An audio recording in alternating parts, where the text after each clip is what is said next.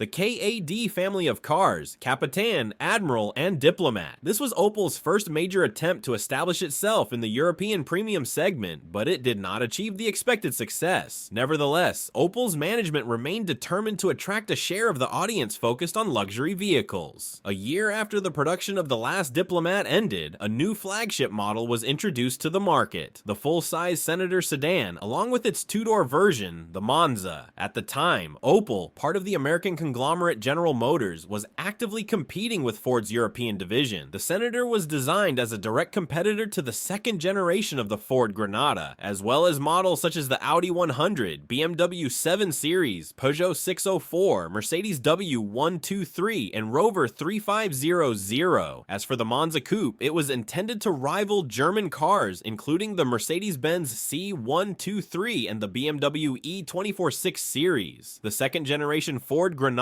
with a body length of 472 centimeters, was introduced as part of its model year. In response, Opel decided to take a more ambitious approach by releasing two competing models at once. In 1977, the new generation of the Opel Rekord was launched, targeting the business segment but with a body 12 centimeters shorter than that of the Granada. Shortly after, in 1978, the Senator debuted with a body length of 481 centimeters, which was 9 centimeters longer than the Granada. The first generation Senator, known as the Senator A, was based on a slightly extended platform of the Rekord model, which in its fifth generation was designated as the Rekord E.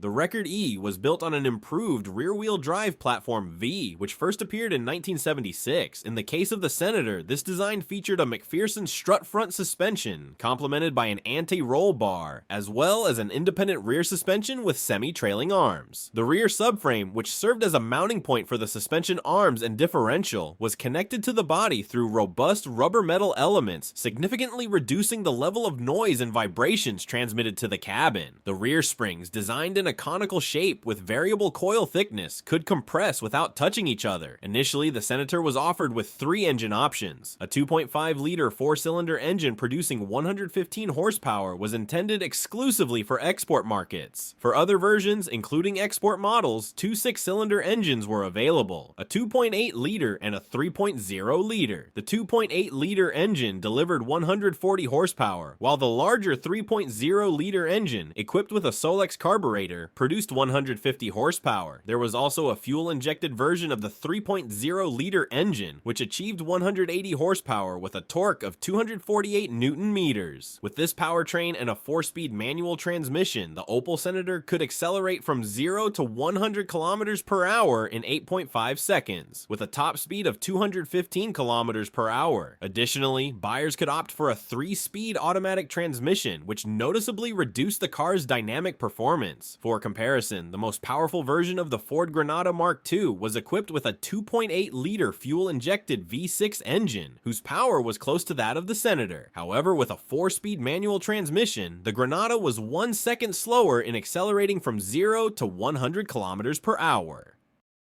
In 1978, the Ford Granada model introduced a turbocharged version of the 2.8-liter V6 engine, producing 200 horsepower. Thanks to this, the sedan could accelerate from 0 to 100 kilometers per hour in less than 8 seconds.